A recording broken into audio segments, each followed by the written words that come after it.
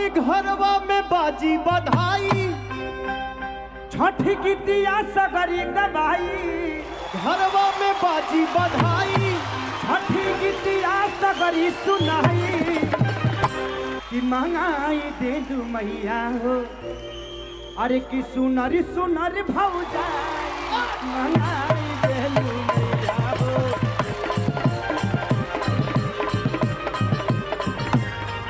घरवा में बाजी बधाई, छठी माई के गीतिया गवाई। जय छठी मैया।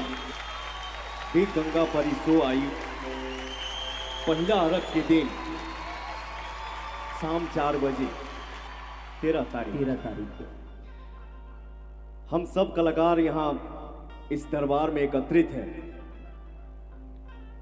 तो हमारे छोट भाई हमें खेसारी भाई, मैं चाह रहा हूं कि मैं कुछ गुनगुनाऊं, उसको पूरा आप करें, क्योंकि मेरा भाई बोलेगा तो मुझे खुशी होगी। आपके आगे चलने के बाद पीछे चलने का काम नहीं करता है। देखिए भाव का भाव, देखिए हम लोग कलाकार हैं, कभी रुलाते हैं, मार खाई ला जा मारी ला जा, कभी हंसाई ला जा, ना हंसाई जा तो फिर काम कैसे चली, ना घबरा जाए। वाह। हर घरवा में बाजी बधाई, छठी गीतिया सगरी गवाई। घरवा में बाजी बधाई, छठी गीतिया सगरी सुनाई। कि मंगाई दे दू मैया हो, अरे कि सुनर सुनर भौजाई मंगाई दे दू मैया हो।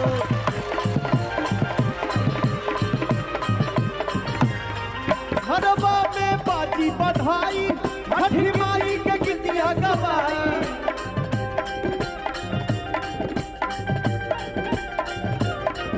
घरवा में बाजी बधाई, छठी माई के गीतिया गवाई।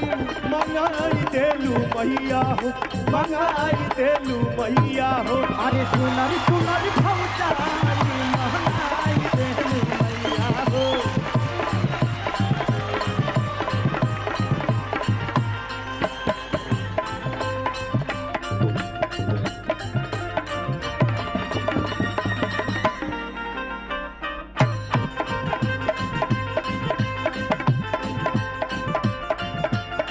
देख भगिया जागे घाट लागे लागे। मंगाई दे दू मैया हो, सुनर सुनर भौजाई। बहुते दिन पर होता छठी माई के बरतिया, छठी माई के बरतिया।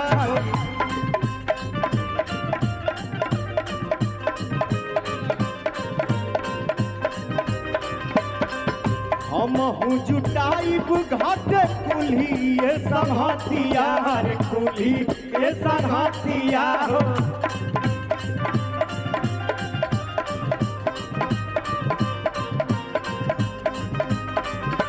ए भैया, नया नया कुर्ता सियाई, असो खूबे बड़ा का छोड़ाई। घरवा से घाट चाहकारी माई कहा, चाहकारी माई अपना सेवा की बताया, जाति परी माई। यदि हमारो भतीजा हो जाई, हमारी राउर को सिया भराई। ये मैं बस आप लोगों क्या से बात है। यही कहना चाहूंगा कि दुआ करिए कि अभी तक भैया एक कुंवारे की जिंदगी जी रहे, शादी होने के बाद भी जब तक लड़का नहीं होता है तब तक कुंवारा ही रहता है।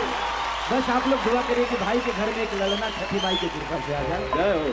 ताकि एक उत्तराधिकारी की बहुत जरूरत है, आप सबके प्यार से ही हो सकता है। जय हो। कि यदि हमारो भतीजा हो जाई, तो खेसरिया गांव भर लड्डू बटवाई। कि यदि हमारो भतीजा हो जाई, क्या बात है।